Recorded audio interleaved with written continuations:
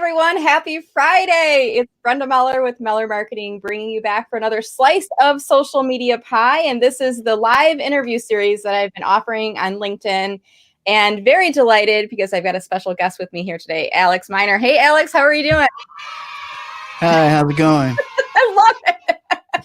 When Alex and I were in the pre-show, guys, as soon as he came into the Streamyard, I was like, oh my God, look at his background. Isn't it awesome? It's like this whole other level of quality. I feel like he's on a TV show and I'm just like a guest in a very low quality camera, but really impressive. And I love the applause. That's a lot of fun. Yeah, I just try to keep it moving wherever I go. But, just to let the audience know, the reason all that stuff is blurred out is so that you can't see the mess that's back there. It looks very artistic, though. It's kind of like lighting and, coloring effects and things like all that. Camera tricks, all camera tricks. Very cool. Well, hey, guys, for those people that are watching live, I would love it if you could please drop a comment below. This lets us know who is watching, and it lets us know that the live stream is working. And I'm just going into my LinkedIn right now in the background. I've got like another screen. I'm looking over my shoulder. And if you go to my profile right now, it's in the header. And Alex, nice. I'm not sure I know this is because of creator mode. Do you know, can people see the live stream in the header if they don't have creator mode yet, or is it only for the people that have it? Okay. I don't have creator mode yet, and I see it in people's headers. That feature, they kind of rolled it out with like the bundling of creator mode, but I think it's not an official creator mode feature because like some of the creator mode stuff, from what I'm hearing talking to people, you only really see it if you have creator mode, which doesn't make any sense. Right. At least not yet. But that's one thing that they've been testing for a while. Like I've noticed for at least 2 or 3 weeks before creator mode rolled out, I was seeing that happen. All right. Yeah. I don't know. It feels like it all kind of happened. Yeah. Like you said, simultaneously. So we don't know which was live with the content creator and which was kind of made live with other updates. But I do see we are live, and I see that Dan Roth is watching. What up, Dan? Is watching as well. So I'll encourage the audience to continue. You can see my little ticker running below to remind you guys. Let us know where you're watching from. And also, I'm kind of curious, what time of day is it where you're watching? You might be watching this live with us, and Alex and I are both in the Eastern time zone. It's about 9:08 a.m. here. You might be watching this in playback later on today, or you might be watching this from another place in the world and in a different time zone. So drop a comment below, and we're going to get this conversation started. And what I do when I pick my guests to come on my live series is I always pick people that I think are going to bring value. And this topic I call the social media pie, and pie is an acronym for people, that's the P, who inform and educate you, that's the I and the E. So I'm always looking for topics that are educational, instructional, that type of thing, or things that I'm looking to learn about. And Alex and I, I think we've been connected for a while on LinkedIn, Alex, but I really started to get to know you through Clubhouse. We were in a couple of the LinkedIn International rooms, a couple of the thought leadership branding rooms with Bobby Umar. And I just was always really impressed. And sometimes a question would come up about video marketing or video production, and people would say, well, Alex is here. Alex, what do you think? So people were going to you as the expert, right? Yeah, I can't. Clubhouse is fascinating. I was super, because I only really got on Clubhouse probably at the beginning of January, maybe the second week, and it was just amazing how quickly, if you actually know your stuff, that you can get on there and start building authority and making relevant connections. It actually has helped with building my LinkedIn relationships. Yeah. It's crazy. Yeah. And for you and I, we were connections, but we really never had a conversation before, but it prompted me to say, hey, let's come out and chat. And so I said, what do you want to talk about? Pick the topic. And you came up with, and you guys can see the topic above, video. I love this. Videos that don't suck and make money. So before we get into that subject, Alex, why don't you take a moment or two and tell us a little bit about who you are, what's your background, and then we'll jump into that conversation. Okay, so I'll give y'all the ultra short version because I sometimes have a tendency to ramble, but I've always been a creative from the time that I was super young. Writing, then music led me to start to develop technical skills. That led me to go into school for that, which I ended up working at a television station in Orlando, Florida. That's where I'm from. And after a few years there, I started freelancing, got in the AV industry, like corporate audio visual.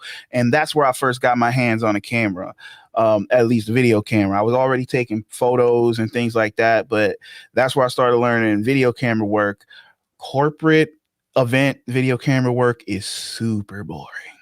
Like, nauseatingly boring. Like, I thought I was going to fall off the camera riser a few times because I was falling asleep.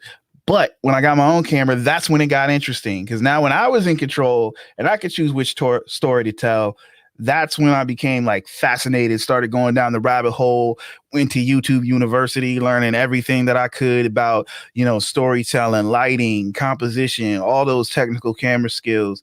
And that led me to where I am today. Started doing some, independent films, documentary work. Somehow in there, the concept of video for marketing or video for business got on my radar, and I took to it like a fish to water. And now we're here. That's awesome. Now, you said YouTube University. Is that actually like a learning place, like a course you can sign up for, or are you just talking about YouTube? I call YouTube University because that's basically, if there's anything in this world that you want to learn, somebody made a YouTube video about it. That's true. I just was like, if it ain't on YouTube, it's probably on the dark web, and those are things that you probably should not be doing. No. But when you said YouTube University, I'm like, oh, there's a YouTube University. Like, how do I sign up? I mean, there probably should be as much learning. And that's the great thing about video itself, and what platforms like YouTube have enabled people to do, and how the world has changed. Like, the culture of the world has fundamentally changed. When you wanted to be educated, it was either, go to a college or university or go to a trade school. And now, like, the power is really in the people's hands. People who never thought that they would be educators before, or thought leaders, that's what they're now doing. Whole new career paths have been opened up, and people who never thought that they would have the opportunity to learn certain skills or get into certain sectors can do so through self-education, just being proactive and going out and finding these people on these platforms who are sharing this knowledge. Yeah, that's very true. There's so many more options online and virtually for education and self-teaching yourself nowadays. So I want to jump into our conversation here, Alex, and get this conversation started. So we're here to talk about, to learn from you, I should say, about how to create videos that don't suck and make money, because this is a problem I think a lot of people are struggling with. So what advice do you have for people about videos? Okay, and this is going to sound super counterintuitive. The way to start making videos that don't suck and make money is to first make a lot of videos that suck. Because here's the thing. It's like with any other skill that you have, like, walking, riding a bike, weightlifting, whatever area of expertise or hobby you want to lean into. When you first start, you probably suck. Video is no different. Like, I might have a nice looking picture background, all of that stuff. Now, the nice equipment and everything, I ain't start out that way. Like, the first YouTube videos, terrible. Super terrible. But you got to go through those steps. You got to have those growing pains to get to the point where you start building that skill set, figuring out what it is that you like, and more importantly, once you kind of figure out your style, figuring out what resonates with the audience. And when you can figure out what resonates with the audience, that also resonates with you, that's when you can start pouring gasoline on the fire and ignite a blaze. That's awesome. Now, I do want to clarify. I mean, when you say, and I put this up on screen so people can read this tip, you didn't have the intention of making videos that suck, that were bad quality. You're trying to do good videos and you learn. Intending to make videos that suck. You want to start but they're going to. Mm-hmm. You're like, the first time you pick up a camera, you're bad. You're going to be bad. You have no technical knowledge base. You don't have the skills. You don't have the muscle memory. You're going to be bad when you first start. And you're probably going, and a lot of people get discouraged because, I guess, YouTubers, influencers, on whatever platform, TikTok, what have you, LinkedIn, even, like, when you get to a certain point, you make it look easy. Right. And so when you make it look so easy, people say, oh, well, I want to do that. Well, everybody can do that. I can go buy a camera. I can get what they got. Like, let me get that gear list. And they think if they go buy the gear or, get the same setup, that they're going to be able to do the same things. Like, I don't have tons of expensive gear. At least it's not expensive to me. Your experience may vary, but I can give somebody else the exact same gear that I have, and they can't make the images that I can make. They can't, they can't script their videos or make the final product that I can make because they haven't built up the skills. So when you first start, you're going to suck. Accept it. But if you make a lot of stuff, especially in a short amount of time, you're going to get better. That should be the goal with every video, to get a little bit better. And eventually you're going to look up one day and look back at your first videos and be like, wow, I'm light years ahead of where I was. Now, there may be people watching, Alex, that have never done a video, and they're watching this because they're trying to get over that. I don't know if it's imposter syndrome or just fear of looking at themselves on camera or fear of not looking good. What advice do you have for people who have never done a video and need some help getting that nudge to get started? There's a couple different things that you can do. One, and this is something that I recommend a lot of people who want to do their first video and put it out on LinkedIn or put it out on whatever platform. Take out your cell phone, talk about whatever you want to talk about with the selfie camera, and then just upload it. Don't watch it back. Don't give yourself a chance to judge it and get judgy on yourself. Just upload it without watching it back. And when you finally do watch it back, you're probably going to think it's bad, but at least it's out there. Yeah. It'll be out there. But you'll probably get some of your friends going, wow, that was a great message, Brenda, or Alex, that was really cool. Thank you for sharing. You'll probably get some of that positive feedback too, right? Right. But see, if you never give yourself the chance, you'll never get it. You got to give yourself the chance. Mm-hmm. The second thing that you can do is phone a friend. Whether that's on Zoom or FaceTime, Instagram Live, what have you, there's nothing wrong with saying, hey, I'm about to look bad on video. Come look bad with me. Safety in numbers, right? Down for that. And just having that other person to lean on or just having that other person to have a conversation with, like the way we're having a conversation, like right now, me and you, we're creating content. Mm-hmm. Some people might not think of it that way, but right now what we are doing is creating content. Mm-hmm. And that content can live as is, or we can take the content later, download it, rework it, tweak it, make it into smaller pieces of content, to highlight part of the message that we put out today and put that out there.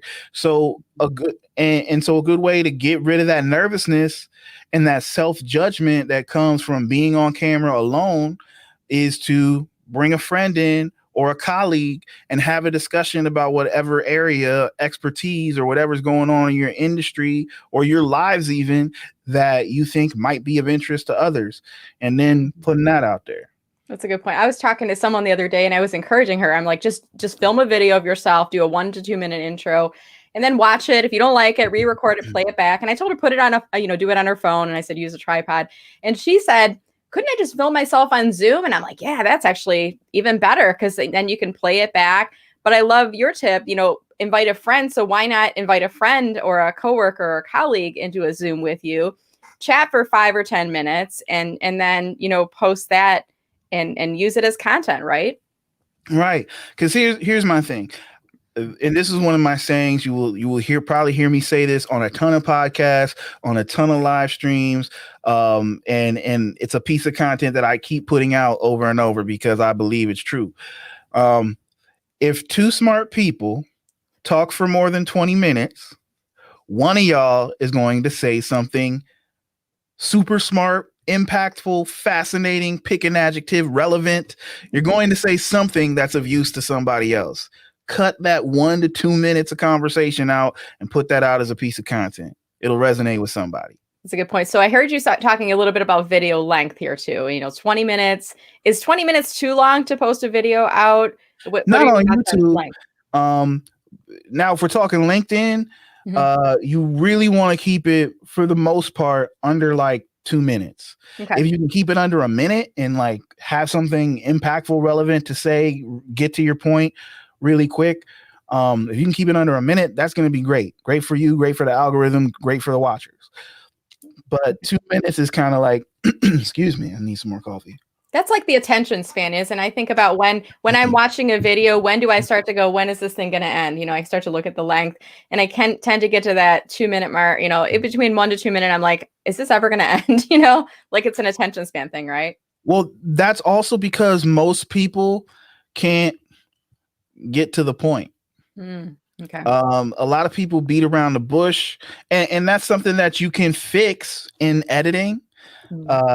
If you decide to build up that skill set of being able to edit your videos, which doesn't have to be hard. You know, people got iMovie, people got phone apps. You can edit videos very easily these days on your phone, on your iPad or tablet. You don't have to have a full-blown, you know, production rig or heavy-duty computer. The tools are out there. Yeah, and part of it might just be asking around, right? Because I remember when I first started doing more video production, I don't remember what it was, something within the Microsoft suite that was like for movie editing, and I didn't have it anymore. There is something. Friend, I forget what it is. Yeah, I don't remember, but my friend John Asperian, I'm going to give him a shout out. I said, "What are you using?" And he said Camtasia, and I'm sure that's not like production quality level, you know, at what you're using, Alex. But for me, it was like pretty intuitive. I had to pay, I think it was $200. Camtasia is fine. Yeah. Like in the AV industry, a lot of companies use Camtasia to record presentations because you can screen record and you know, bring in a camera feed and record all that live. So there's a lot of conferences where people are using Camtasia to record the presentations for distribution or sale later. Yeah, that's true. And then there's a lot of different options out there for stuff like that. So it's good to hear that you kind of feel like Camtasia is maybe an okay quality one to use, because I was kind of like, it's okay. It's pretty good. It does what I need it to do. I'm curious to what your thoughts are, Alex, on captioning videos. Do we need them? Do we not need them? And why? Well, there's a couple of reasons. And the most basic one is that you're limiting your audience if you don't, because no matter what the platform is, the only platform where most people are expecting to see the content with their sound on is YouTube. If you're on any other platform, you know, TikTok, Instagram, whether you're looking at regular feed content or Instagram Reels or what have you, LinkedIn, most people are scrolling with the sound off. So if your videos don't have captions, you're going to miss a lot of people because they have to do extra work to find out what's in the content. If you have if you have those captions there, you're giving yourself another chance to catch somebody because they can see it without having to stop and listen to it. That, you know, if your first couple lines are super impactful, you might catch them as their thumb is scrolling and they see something in that first line where it's like, oh, wait a minute, let me see what this is about.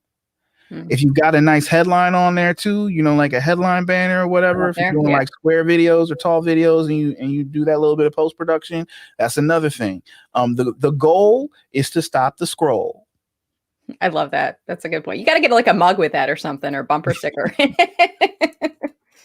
So what other advice do you have for us? I mean, we're talking here about videos that don't suck and make money. And you've given us a couple tips on, you know, getting started with the process and talking about production quality and captions. Let's talk about the make money part, because there's people out there that are like, well, if I can make money, maybe I would do some videos, but I can't figure out how to monetize it. I can't figure out how to get them to convert. What advice do you have on that, Alex? Well, the first thing is, like, if you want to make money from video, and this is going to be another one of the things where it's like, you don't make sense, Alex, stop caring about making money from video. Like, the people who go into doing videos so focused on selling a widget or making a transaction happen are usually the ones who don't have any luck. Video at its core is a long-term strategy. It is a brand building and authority building strategy. Unless you're like You know, a local business running a commercial where it's like, hey, we've got this limited time sale going on, come in now. Like most video, and it's like some crazy discount or something.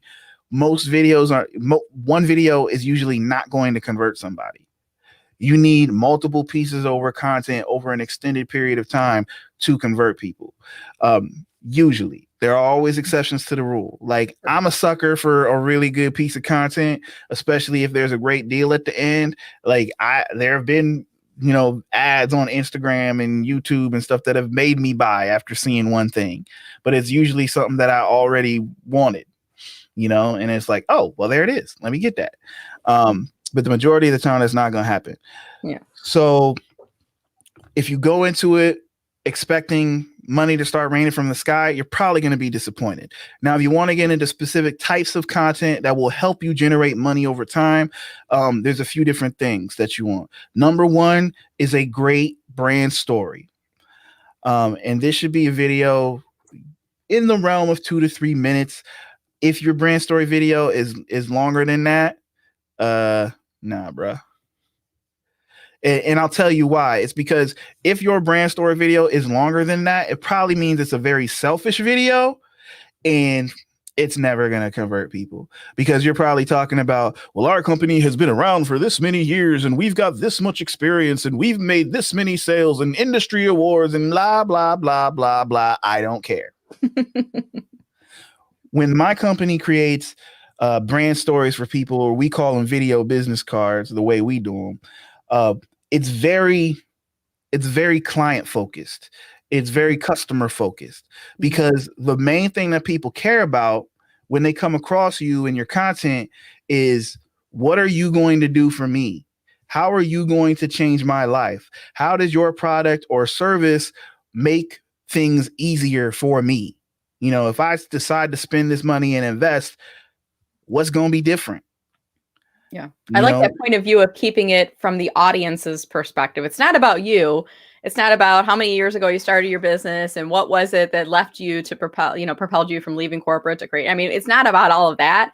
It's like, what is your product or service going to do for the customer? How is it going to make their life better? Right. It's not about features. It's not about widgets. It's not about, you know, like all that BS that you usually hear in these company videos and stuff. It's not about y'all. It's about your customers, your clients, your audience. What do they need? What questions do they have? Give them that information up front, and also show them you're a real person. And you might have started a relationship without even talking to them.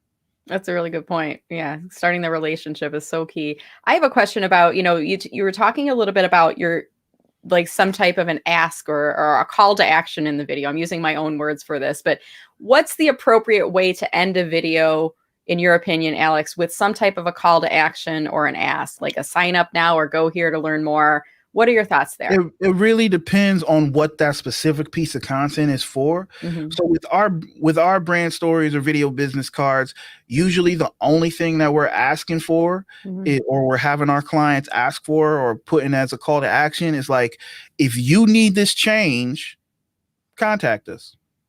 Let's talk. So it's a single focus, really.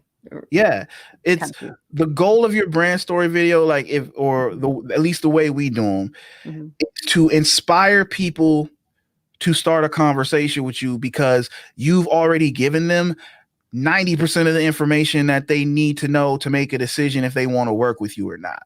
Like they may have some very specific question, because in that 2 minute to 3 minute video, you should be answering the majority of the questions that people have when you first hop on the phone with them and they're inquiring about who you are, what you do, and trying to figure out if they actually need you. So you should be answering all those questions. So by the time that they fill out that contact form or pick up the phone or send you an email, their questions are ultra specific to their situation. And you're probably saving yourself 45 minutes to an hour on the phone. I love it. And you're using content that you're getting from other customers to reach new customers. So you have a higher likelihood of getting that. That would be the next type of video that I would tell you that you need. And that is video testimonials, social proof. Most people these days, or there are some statistics out there that talk about this. I don't have them because I'm not really a numbers guy, but I've seen plenty of them. Most consumers these days, before they decide to buy a product, especially online or a service, they're going to Google, they're looking for reviews. And while a Google review or a Yelp review can be very impactful, can inspire people to make that purchase or get that service, the fact is, if they're just written reviews, there have been many cases of those things being fake. Yeah, that's true. Especially if the only reviews that I can find are the quotes on your website. I don't believe you, bro. And sometimes, have you noticed, Alex, too, it'll say a quote and it'll say Brenda from Michigan. Like, right. It doesn't have a link, or it doesn't. I mean, who is Brenda from Michigan, right? Right. And even when they're like screen caps of Yelp reviews or Google reviews and or Facebook reviews, like, I'm skeptical, dude. Right. You could have paid somebody to do that. But it's much harder to get people to get on camera, show their face, and give you a winning endorsement for your product if they don't actually believe in it. Mm-hmm. And especially if you go the extra step, where, you're paying a company like mine to come in and do what we like to call like cinematic testimonials, where it's, maybe an extended thing, not just a cell phone video or whatever, but almost like a mini movie telling that person's story of where they were before they met you, what problem you helped them solve, and what their life is like afterwards. Mm-hmm. Those things super impactful. They would seem, it's almost like a case study that's converted into live, right? Mm-hmm. Yeah, I love it. And I love the thought here. And I've never really thought about this. And this was like, you talked about this earlier. Like, if you do an interview or conversation for 20 minutes, there's going to be a couple big aha moments. For me, you just hit on one, which is the power of the video testimonial versus the written testimonial. You can't make this stuff up. I mean, on video, I don't know about you, Alex, like, I can tell when it's a TV commercial and the person has been scripted versus somebody who's just talking, and they don't need to put paid endorsement underneath, because I know they were paid. They're not, they're very authentic in their approach. So thoughts for, how do you know when to ask that customer for the testimonial? Because some people are like, I don't know, I feel really nervous about it. I don't want my customer to be offended, or my customer to say, no, I don't want to go on video. Don't get fed. Closed mouth don't get fed. And the fact is, if you've given your customer or your client a great experience, if you've made positive impact on their life or their business, usually they're more than happy to do a testimonial for you. But you got to ask. Yeah. Because a lot of people, because here's the thing, especially in America, this might be different in other countries, but we usually only get vocal when we're pissed. Yeah. When we're happy, we don't say nothing. So I mean, unless you just went over the top and this person is like so ecstatic and they're like, can't believe the level of service that they've gotten from you, they're probably not going to go out on their own and write that review. Right. Like, unless you just absolutely floored them, shatter their expectations by 200%, then they might be self-motivated. But if you just gave them a really good experience, they're going to be like, thank you, and keep it moving.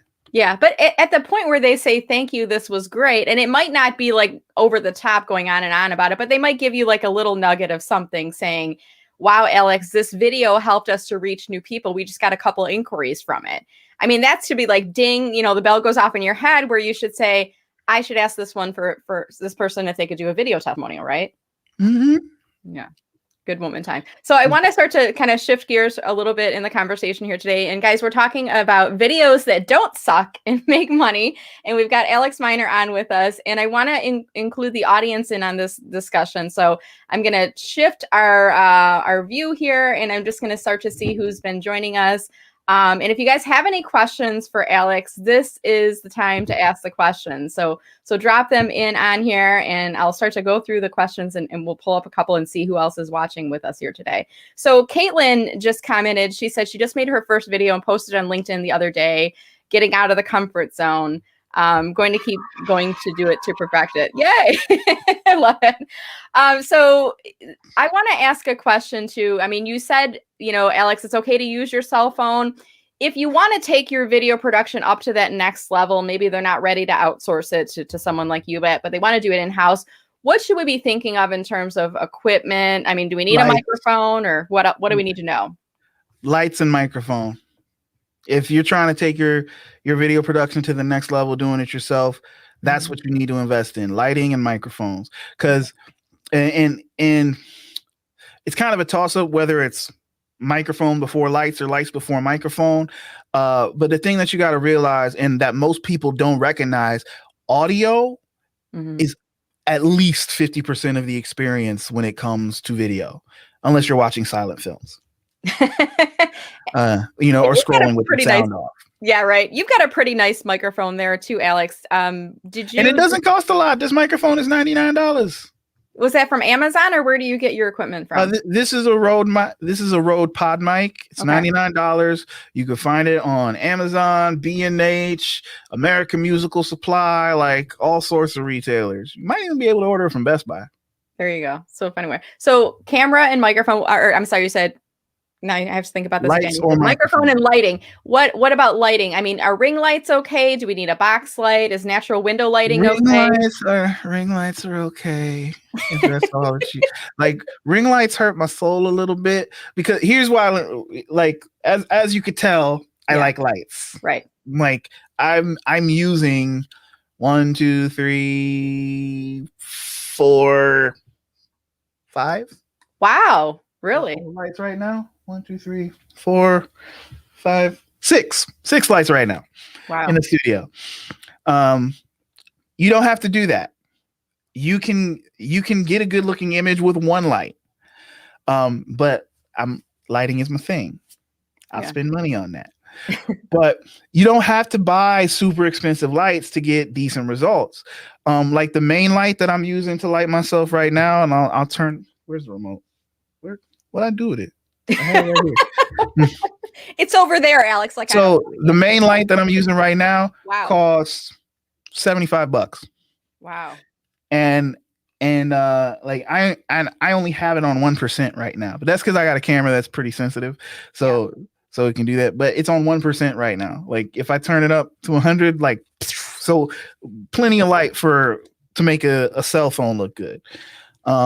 And that's the thing, when people are filming with their cell phones and they're shooting indoors and not near a window or anything, the video usually ends up looking really grainy because cell phones have tiny sensors. Yeah. Like the chip is like this big, something like that.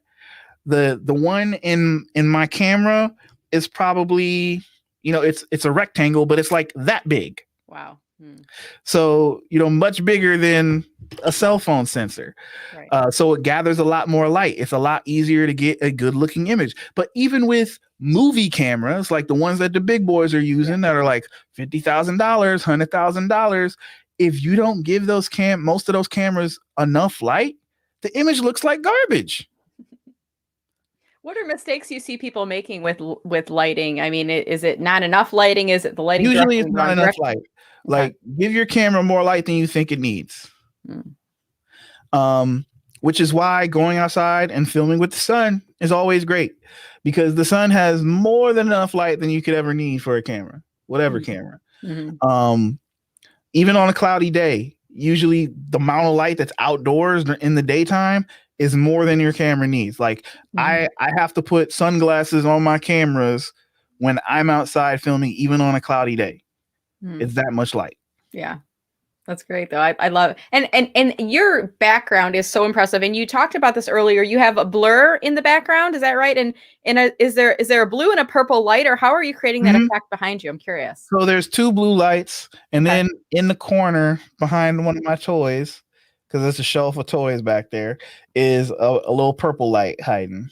Okay. That's cool. I love it. It's just, I mean, it's such, can't you guys, like, if you're watching this, whether you're watching this in live and playback, don't you love, I mean, just look at the difference between my background, Alex's background, and mine is intentional. I've set up a bookshelf and I have things strategically. I've got a little sign. I've got my book over here. So I have things strategically set up. And I hear people saying sometimes, oh, I kind of want to see what's over your shoulder, and they'll watch it, again.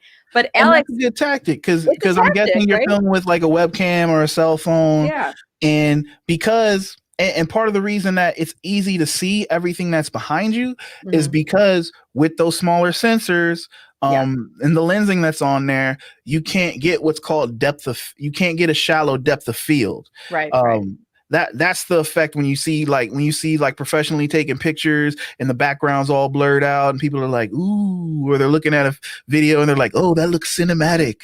It's because they've got those bigger sensors and they're using glass, using lenses that are made to be really sensitive to light. They get what's called a shallow depth of field, meaning the focus of the lens is very thin. So like the lens that I'm using has a really thin, a really shallow depth of field. So if I move back a little bit, I start getting blurry. Yeah. Whereas if I was using a cell phone, I could probably be way back and it still be totally clear. And the reason that you can't see that it looks like a total disaster back there is I'm taking advantage of that shallow depth of field. So all you see is a glowy, interesting scene back there instead of the tragedy that it really is. No, I mean, if you wouldn't have said it's a mess back there, I'm like, no, it's very artsy, the lighting and the shadowing and it's like, you can't quite make it out. It's all tricks. I'm telling you. It's all tricks, right? Smoke and mirrors. So I'm seeing a lot of comments coming in here, Alex, and I just want to, people are really capturing the statements that you're sharing. Tom Daniels, be brave enough to suck at something new. He's loving that. Antoinette is saying she loves the statement, just video it and post it, no watch back delay. Like she loves that statement. Nikki loved the point of just getting on a video with a coworker and using that as content. Let's see. Joseph is loving the comment about captions because people don't have the sound on. And I've always said, most people listen to it, they have it muted, but I love your point of, except on YouTube, every other place they expect to be able to read as they're watching the video. That was a good takeaway there. Yeah, and the other thing is just to be inclusive, right? Yeah, everybody can't hear. That's true. Yeah. So if you're only putting out content or only putting out video content where you're talking, and everybody that's deaf can't read lips, so it's being more inclusive. Yeah. Very good point. Do you have any thoughts on captioning services, where we can go if we have a video and we don't have a service? Like I use iPhone clips and it will do the captions and then I can edit them. But I know there's a couple services out there where you can send them the video. Any thoughts on those services? Which ones you would recommend? Okay, there's a bunch of different ones. Mm-hmm. If you're doing longer videos, okay, I'll just break down some of the more popular ones real quick. Okay, so there's a site called rev.com, rev.com. That's a really popular one, especially if you need closed captions or transcripts made. And they charge $1.25 or $29 per minute of video. So if you're only doing 2-minute videos, it costs you $2-3, but they do charge per video and per minute. The one that I personally use for a lot of stuff, for my own stuff, plus a lot of client work, is called Zubtitle, ZUBTITLE.com. Okay. Very easy interface to understand. The algorithm that is, analyzing your language is really good. Usually I have to make minimal corrections. But if you want to get more detail with your corrections and stuff, super easy interface. But both of those are paid services. If you want one that's free, at least on one user level, there's a one called capwing.com, KAPWING.com. They've got a free option. I don't know what the limits on that free option are, but I know a lot of people like that because it's free. And then one that my friend Juma Bannister, I don't know if you're watching Juma, but you put me onto this, is one called Descript. And Descript is really good. And I just watched this YouTube video by this dude, Javier Mercedes, yesterday, who really broke down Descript. And I'm by the end of it, I'm like, I need that. It's a super powered, transcriber, video editor, cloud-based software. Like, it's amazing. I don't know how much it costs. I don't care. I'm going. So that one's not free. I'm trying to make notes of these. They've got like a free demo that you can like try it out for free to see how it works for you. So let me So it's correct got my like a caption demo here. period or something, but that one is like super powerful and it deserves to be paid for. Like Okay. I'm gonna be I saw that and I'm like, that might be the move for the client work. That's very cool. And I'm noticing as we're going live from StreamYard to LinkedIn right now, StreamYard now puts captions up on LinkedIn, and I think the caption stays within there. Sometimes it's not perfect. I might say, "Hi, I welcome Alex Miner," and it might say Alec Miner instead, so it's not going to be perfect. But it's better than nothing, certainly, because Right. you do have people that are kind of watching that, right? Oh, and another free option for getting captions for your videos is if you upload to YouTube, YouTube automatically generates captions, and you can go back into the back end of YouTube, download the captions as what's called an SRT file, and then you can use that SRT file in your video editing programs, or if you have somebody who does video editing for you, you can give it to them. And they can get those captions on your clips or whatever. Awesome. I was aware of that, but I kind of in the back of my mind, is there a way you can enable that so it shows all of the time on videos, or do people have to click on the closed captioning to see So those? if you're uploading videos to LinkedIn, Yeah. you do have an option to upload a SRT file when you upload your video. Okay. And so that will make it so that the captions appear on the video if you have the option to click them on or off. And yeah. So yeah. All right. Well, I'm a fan of burning in the captions, like making them permanently part of the video, because then if people aren't aware that you can enable captions, stuff like that, and plus I don't really like the way the captions show up on LinkedIn when you use the SRT files. I don't like it. Yeah, no, I agree. I like the burned in captions, and that way it's on there. It makes it super easy for the audience who's watching it. So Alex, this hour is almost flying by here. We're kind of getting to the tail end of our time here together. And as we start to wrap our conversation here today, I just want to give you the opportunity. Any final tips or comments for us on this subject of making videos that don't suck and make money? Yeah. Make more. Make more than you think you need to. I'm serious.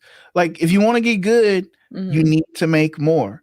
Don't make excuses. Don't say I ain't got time. Like, do you want to grow your business? Do you want to let clients get the opportunity, or potential clients get the opportunity to know you before they even pick up the phone, or send that email? Like, I believe in this stuff because it works for me. I'm not telling y'all to do anything that I don't do for myself.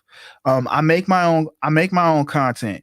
I post videos on LinkedIn. I posted videos on YouTube. I've had clients come to me and tell me like, yo, I like this video. That's why I'm talking to you, and it makes the sales process easier. Like I'm not the type of person, I'm not a pushy salesman. Like I don't want you to buy. I don't want to have to convince you to buy. I want you to be convinced by the time we get on the phone. Right. Good or point. Zoom or wherever. Yeah. And the other thing that I'll say is stop being so hard on yourselves for not being great at something you're new at. Because like me, I've been running my video company for 2+ years and making money that entire time. Plus, I've been doing something creative, like producing music, doing graphics, taking photographs, some type of creative endeavor my entire adult life. I'm 38. I got way more experience than most of y'all. Don't expect to be me straight out the gate. Yeah. Like, can you learn to do all this? Heck yeah. There's tons of videos out there if you got the time to do the research and put yourself through it, the trial and error. You can learn this stuff. Now, if you want to get there faster, that's when you need to pay somebody. Right. to help you along the journey. But if you're determined to DIY it, you can do this. You can learn to be comfortable on camera. This is a process. Yeah. I didn't get good at speaking to this camera, in a couple of days. Yeah. Good point. And similarly for me, Alex, I look back to my first LinkedIn Live And I was like, oh my gosh, the quality is not good. In my first interview with a guest, I was doing different things than I'm doing now. I mean, you learn as you go. I love that practice element, how important it is. And this is a nice segue. You know, we're talking about, you know, you're giving people a lot of resources on how they could learn it on their own. But I want to give you a little bit of a plug, because if they want to get to the point where they want to outsource it and find you, I'm putting your LinkedIn up on screen right now. I love you have such a consistent brand presence. I mean, look at his headshot photo, look at him on video right now, guys. I mean, it's like immediately the connection there, there's similarity in the background and everything in there. So Alex, are you open to LinkedIn invitations from people that are watching the show here today? Oh yeah. Yeah, I love connecting with people on LinkedIn. Good. And I'm going to put this up on screen just to remind you guys, if you do want to connect with Alex, send him an invitation and mention that you saw him on this video, whether you're watching the live or you're watching the playback, maybe today, or maybe you saw it on YouTube or Facebook or some other place, but mention that in your invitation to connect. It's a great technique of starting to build up a little bit of dialogue and getting some more of your invitations accepted. And Alex, where else can we learn about you? I think you've got a website too, right? Yeah, my website is iammedia.com. That is EYEAMMEDIA.com. Oh, you put it up on the screen. That's so nice. I got to keep things moving along here. So I put that up on screen. So check out Alex on IM Media. Alex, thank you so much. This was such a great conversation. I got some great nuggets, and I see that our audience did as well. And I just want to thank you so much for your time today and for sharing these awesome tips with all of us. Yay! It's not a problem at all. I love doing this stuff. Well, this was a lot of fun. Hey guys, as we wrap the conversation here today, I want to remind you to click and share this video on LinkedIn or maybe on another network, and share it with somebody that might be interested in learning more about video marketing and how to make videos that don't suck and that can help them to make money. Do tag Alex in the video when you share that along, and that way he gets a notification that you shared that. Thanks again for watching us. This has been Social Media Pie. I want to invite you guys to stay tuned for upcoming videos in my series, and looking forward to seeing you guys on LinkedIn. Stay safe and stay healthy, everyone, and we'll see you again soon. Take care, and thanks again, Alex. Bye-bye.